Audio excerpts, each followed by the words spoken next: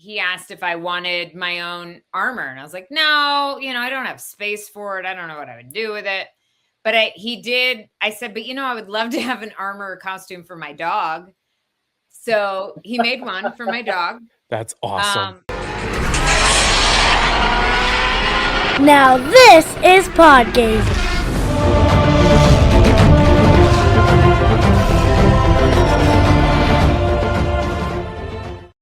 Hey everyone, and welcome back to another episode of the Podgazer podcast.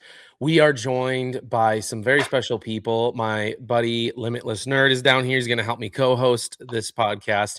And then obviously we have the legendary armorer herself, Miss Emily Swallow. How are you this evening? Hello. It's good to have you on here. Thank you so much for taking the time to be on here. Happy to be here. Good. I'm glad. I want to start off. You got limited time here, so I want to start off. I got some icebreaker questions for you, and they all kind of go together. So, all right. Out of all planets in Star Wars, if you had to choose one planet to be stranded on, where would you choose? Mandalore. Okay. That's easy. All right. Which character are you stranded with? Probably Bo-Katan. We have a good time together. All right. I like it.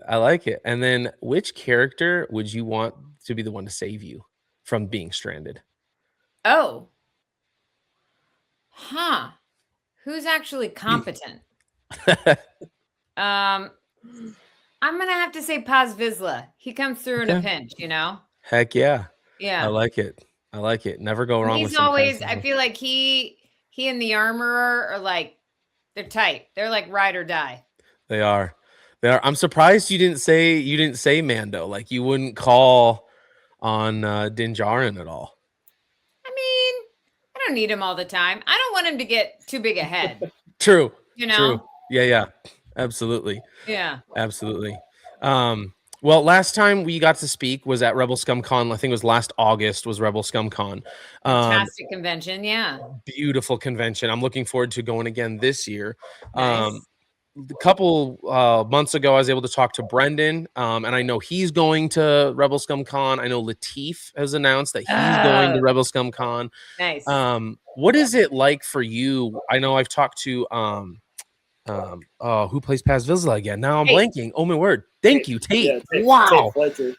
It's been a long day. No, I was talking to Tate Fletcher too, and I've asked him the same question. What's it like working with all these names behind the scene with Katie and Brendan and Latif and Tate? Like, what's that like?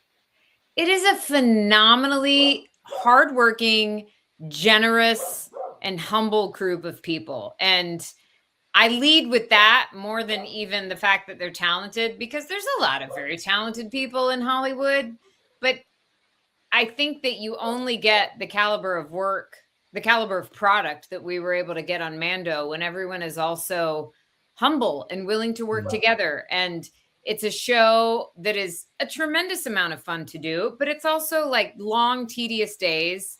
Everyone's wearing various amounts of armor. It can get uncomfortable. And especially someone like Brendan, who is most of the time in the armor, but doesn't get as much credit for it. Someone like Latif, who is working his butt off with incredible fights, and who still took the time to train me off the clock just because I wanted to learn more about these fighting styles so I could do them. Everyone just shows up so wholeheartedly and wants to know how they can help each other out. And it's also, we're all ridiculous idiots in the best possible way. And we play such serious characters that we have to laugh a lot. So there's a lot of alternate plot ideas that happen when the camera's not rolling. So if we ever wanted to create a different style of show that was more of a, I think a Three's Company with Mando and the armor and Paz would be pretty great. That would be awesome. I would be down. That is so fun. Or we could do Golden Girls Mandalorian style. Ooh.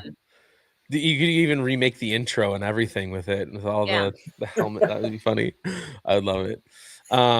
What for you, what has the process been like? Because obviously we got the Mando Grogu movie coming out and everything, and so much work went into that.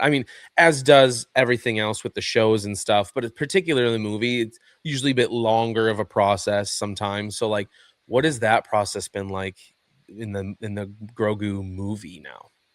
Good question. It hasn't come out. We have no idea if I'm in it. I tried, guys. I tried. What can I say? All right. Limitless, do you have any questions for Emily? Yeah, I mean, you know, you can't obviously say if you were in the movie or not, but season 3 we saw a lot more focus on not specifically Din Djarin, just kind of all of Mandalorians. I think they definitely should have put an S on the end of the title because it was about not just him as the Mandalorian, but kind of all Mandalorians. So, what was the difference? Kind of, season 1 and 2 was very much his story with Grogu, and then we get to season 3, and Katie was definitely more of a main character, I guess, in season 3, and kind of all of you, as you're retaking the planet, what was there a different feel in kind of being more focused on all Mandalorians, and could we possibly see more stories with all of the Mandalorians as opposed to just Din Djarin? Well, yes. I mean, it was very different for me because I wasn't really in much of season 1, and I knew very little about the overall story because I really only had scenes with Mando and Grief Karga and who's Gina's character? Cara Dune. Thank you. Yeah. I mean, at first it was mostly just Mando, and then when he and Paz Vizsla had the fight, but it was very much about like how I was facilitating his singular journey. But I think the beauty of how the story unfolded at the end of that season even is that he started out as this Lone Ranger who had no interest in watching out for anyone but himself. And in spite of himself, he found, first of all, that he cared for this little weird creature and he wanted to watch out for him. And then he found that there was some connection he had to this group of Mandalorians, and the fact that like all of them rose up to fight for him at the end of season 1 was such a beautiful thing. And so I'm really glad that we got to see more of that. And I was not in season 2 at all. So I don't know what happened in season 2. But I do love that it became more about this guy's place in his greater community, and that he, when it came down to like, who's going to rule Mandalore? Like, I don't think he ever had any interest in having the Darksaber. I don't think he wants to be in charge of anything, but he does have an interest in helping build community, helping to bring people together. And the fact that he could be a part of that, and that we saw these unlikely allies with the Armorer and Bo-Katan, these two people who, there's so many people who have said to me that they assumed that as soon as those two got together, there was going to be a big fight because they had such differing beliefs. And I love that John took the opportunity in this story to show what can happen when people who hold very tightly to beliefs for very good reasons decide to open up their understanding of what these values mean, and how those values, even if, because I don't think anyone changed their internal values, but they did shift the outward expression of that. Yeah. And so they said, you know what, we're not going to be afraid if like you guys do this differently than we do. Ultimately, we all still want what is best for Mandalorians.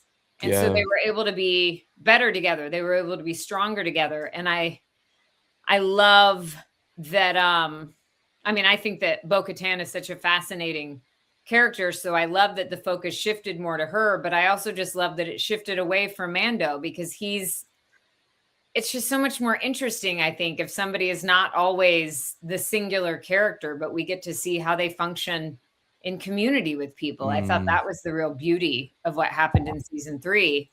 And then the Armorer's charge to him at the end of that season, now that he's adopted this kid, like, go teach him the way your teacher taught you. So I guess we're going to see how good of a teacher he is. Yeah. I just saw that scene come up too, where you're, telling him like, go teach him too. So what's it like? You're talking about Jon Favreau, and like, what's it working with those guys behind the scenes, and Katie and all, like, it's got to be very magical because they're all nerds themselves, right? They're another limitless nerd, I guess, like, what's that like? Well, it is very reassuring that, I mean, I remember in season 1, just knowing that Dave was on set all the time, I never worried about, because, I'm this brand new character who is supposed to be steeped in Mandalorian lore. And I knew that I could just ask him about anything, Yeah. Is this something that we've heard about before? Is this new canon? How much do I need to know about this?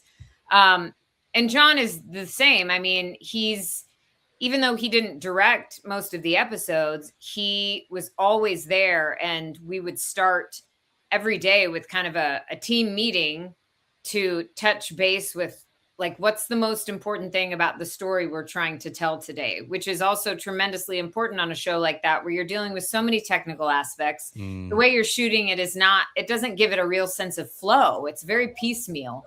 And so I think that is so generous to give to the actors, because, ultimately we're trying to connect to these characters and what their place is in the story. But it's also very smart as a director, because everyone's going to do better work if they remember, like, oh, wait, this is our focus for this episode. It doesn't matter what else is going on. And they're also just so trusting, especially the longer.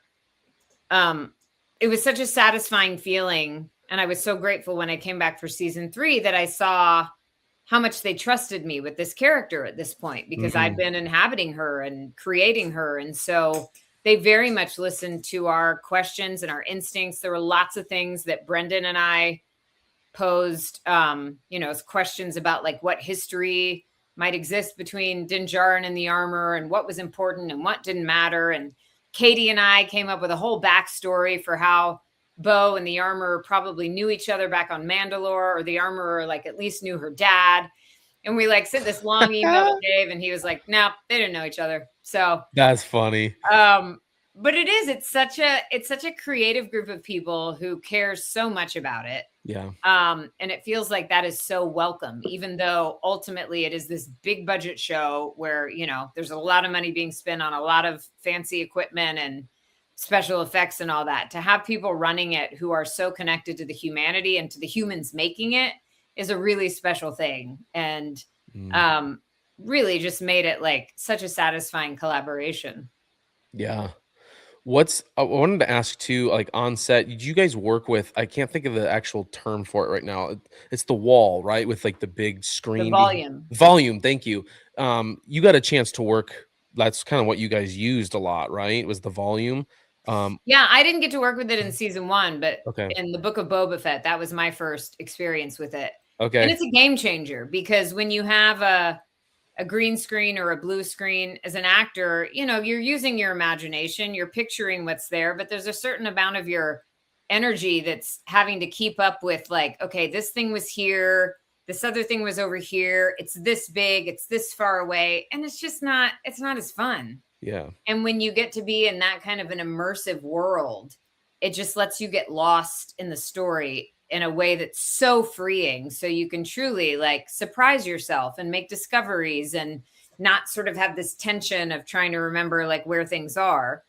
And I mean, the craftsmanship, both of the video that you see on the volume, but then also how it blends in with the practical scenery is incredible. Like, there would be times I'd walk onto a soundstage and I couldn't tell where the practical scenery ended and the volume began, because it was just so seamless. That's cool. So the level of craftsmanship in every department on that show is really top notch. That's wild. Did you ever run into the volume? Because you said it's hard to tell, especially I bet with the mask on and everything, because oh my gosh, yeah, the vision is so small. Like, you ever run into the volume, like, oh crap, there it is. I don't think I did, simply because there was, like, a drop off on the edge of the platform that we were on. Okay. But I ran into plenty of other things. Because the vision I've heard in that is horrible, terrible, no good, very bad. Yeah. Limitless, you have another question for? Yeah, I mean, talking about armor and the visibility, being an actor is already so much more demanding than I think people give it credit for.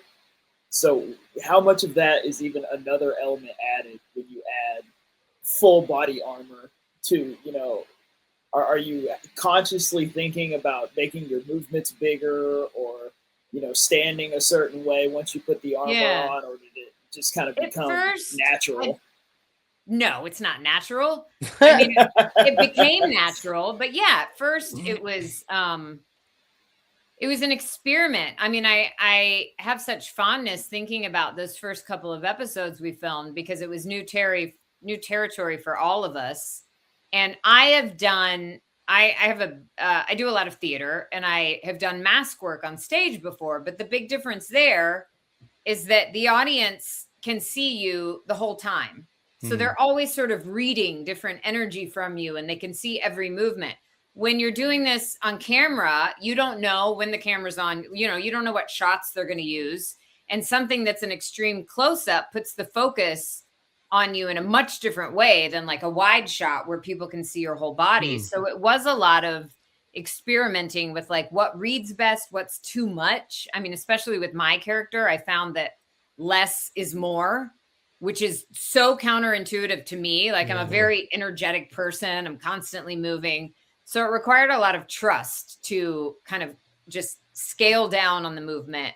But then it did become sort of second nature. I mean, I remember when I came back to do that episode of the Book of Boba Fett, it was so satisfying to realize like how much more trust I had and how I knew she carried herself. And part of that was because I'd spent time, in season 1, but part of it also came from being able to see season 1 and see that it worked, to be able to see like, oh, okay, that's what that felt like. And that's what that looks like. And I can trust that more now.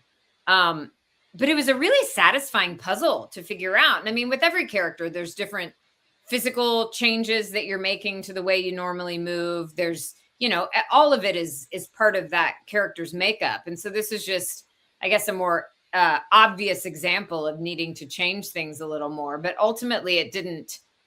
I stopped thinking about it as like, I am in a helmet and I'm wearing a bunch of armor, and just more like, this is who this person is. And she is not going to express herself the same way as somebody who's wearing a, tank top and shorts and a baseball cap. Yeah. So it just became part of who she was more than a technical exercise. That's fun that you talk. Oh, go ahead. Let me know. Sorry. I love that you take the armor with you to conventions. As somebody that has taken a picture with you in your armor, you don't see that. I mean, I've never seen somebody, especially somebody with full armor, bring a costume to a convention with them. Was that your idea? Was that something you just wanted to do for fun? What was? How did that come about?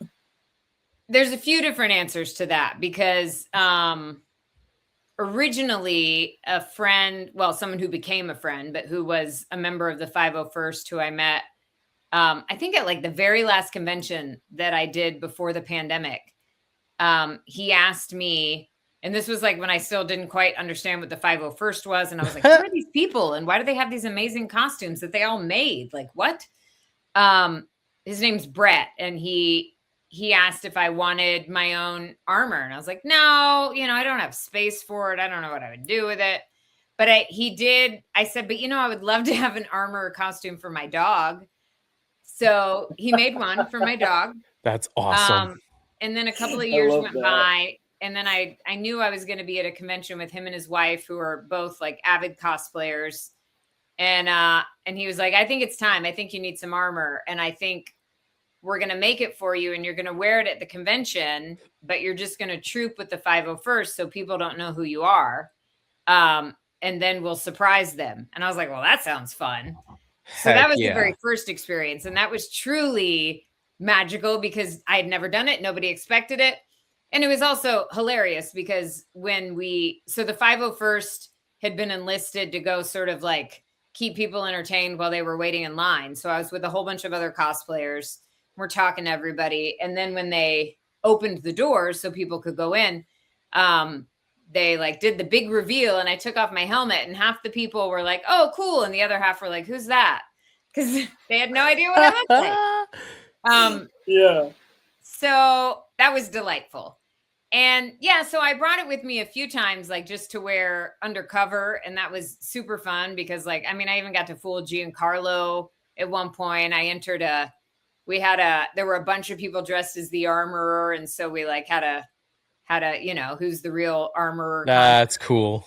And then doing it for photo ops was actually the suggestion of someone who worked for GalaxyCon, because there are a lot of other actors who do that. I think it's mostly people in the horror genre. Okay. But they will bring the full makeup, the full prosthetics and everything and do photo ops in costume. So he suggested that and I was like, sure, yeah. I mean, if people want that, I'd be happy to. And people seem to want that. So that's cool. That's how that's happened.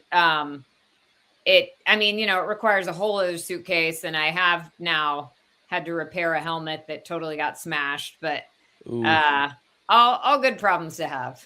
Do you ever take the armor, like if you're at a convention, you're like, I want to go browsing a little bit without like people like being crazy? Do you ever just put the armor on and just walk around like you're a cosplayer and just take in everything? Oh yeah. I filmed I was at a horror convention on Halloween weekend last year, the year before, and there was this guy cosplaying as Jason. And so we did a whole video where like we went on a date. Like it was they'd met on a dating app and they walked around the convention and went on a date. I think I saw that. Tell anyone who I actually was. So yeah, it's a fun thing to have for entertainment if it's a slow convention. Definitely. I love it. I love it. Yeah, I can't see an armor cosplayer out in the world anymore without wanting to check who's under the helmet. I know. I hope it means that the armor cosplayers all get a little more respect now because people are just, cautious enough. Yeah. Yes. Yep. Absolutely. I was going to ask you, have you gotten a chance to watch the new mall show? I have not yet, but I'm so excited to, because I talked with Sam a lot. It's good. While they were making it. And he was just he's so smart and he is so invested in that character. And he was telling me about some of the choices they were making. And I'm not at all surprised that it's a huge hit. And just so thrilled to hear that it seems like it turned out the way he wanted it to. So yeah. I'm stoked for that. That's awesome. I love it. We talked a little bit about this off screen, but I wanted to ask you on here. Are you planning on going to Star Wars Celebration for the 50th anniversary, whether that's as a guest or as just I'm going because I flipping love Star Wars? It's right here in LA. I gotta go, right? Yeah, absolutely. I think it's going to be cool. I hope they are able to get like George out there and Harrison and some of those guys, means 50 years of Star Wars, which is wild. Yeah. It is crazy. I love it. Limitless, do you have any other questions for her? I was just going to add, we're talking about Celebration and the 50th of Star Wars. I just want to know, what does being in Star Wars or just Star Wars in general, what does it mean to you? What did it mean to you before you were a part of it? And what does it mean to you now, having been such an important part of it? Beautiful question.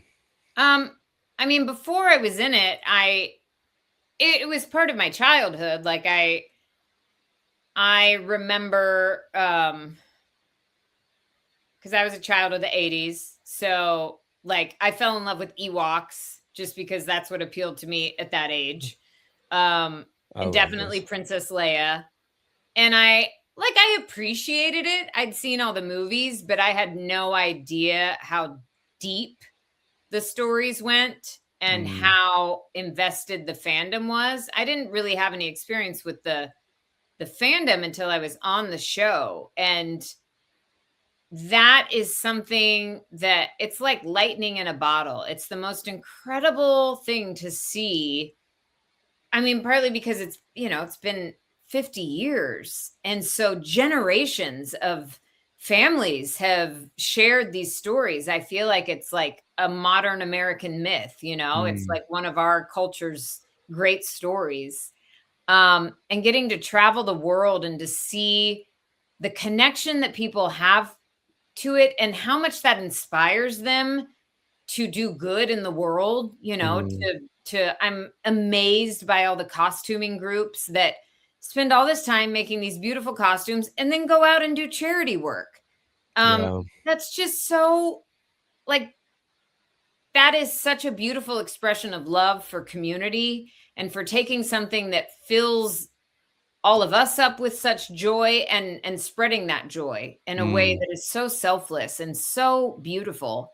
And I'm just constantly amazed by it. I feel like I'm always hearing stories that like make me realize it goes even deeper than I imagined, and it's inspired things that are beyond what I could imagine. And I feel so like stupidly grateful for that because it's, there's a lot of incredibly talented actors in the world, and not very few of us get to be on shows that have, or in movies that have these like really passionate fandoms. So I feel like that's sort of just dumb luck that I wound up, I work hard on everything. Why I got this job over something else, I don't know. I always tell people like I audition for about 100 things a year and I might get one or two. Yeah. So the fact that one of the things I got that year was The Mandalorian is such incredible good fortune, and it's such a blessing, and I don't take that for granted. And the fact that this character is so representative of values that I solidly believe in, and I feel like she is someone who can inspire so many of us to be better. That means so much to me. It's really such a gift to get to play someone like that, and someone who inspires me. I'm going to be more like her when I grow up. Yeah. And to get to like connect with little girls who love her and little boys, but little girls, it's good for them to have good role models. Absolutely. So yeah, it's words cannot possibly adequately describe what it is, and I'm just blissfully thankful for it. I love it. I love that message too, because you talked earlier about the armorer and Bo-Katan having these very solid beliefs, not necessarily wrong, but just different ways of doing things and how they're able to come together for the common good of Mandalore. And like I feel like the same way with Star Wars fans, no matter where you are as far as your beliefs or what you might like or dislike, the fact of the matter is we are all Star Wars fans, and like that Star Wars unites us in so many different ways. I think that is incredibly, that's important at all times, but it is heartening for me to see when I go to a convention that we are willing to let go of some of those things that I think the world at large want to divide us. Yeah. And we remember like, oh, it's okay to disagree on a lot of things and to still respect people and love people and be curious about why they believe the things they do, because we have so much more in common than we are led to believe. And then I think we sometimes let ourselves believe because we're just worried about like, but I don't understand that. I don't know why that person's believed that. I don't, I just got to stay away. And it shouldn't be like that. It shouldn't. Should always be curious. Have a curious mind, right? Yeah. Yeah, absolutely.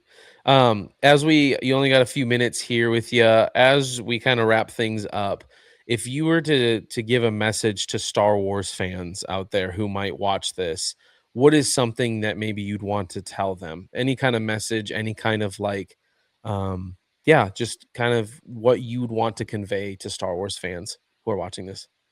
Thank you, first of all. I have such immense gratitude. But I think what we were just talking about, I think, allow yourself to wonder with more curiosity about why people might believe some of the things they do, and be curious about what you agree on. I think that's part of the reason that the Mandalorians were able to come together in season 3, because they let go of the assumptions they'd been making, and they realized that ultimately they wanted very similar things deep down, and could understand why there were divisions, and some of those points were valid, and some of those things were just grudges people were holding on to. And I think that compassion and curiosity, even though it puts you at risk, of course you could be hurt. Of course, somebody might not, just because you offer that doesn't mean you're going to be met with that. Yeah.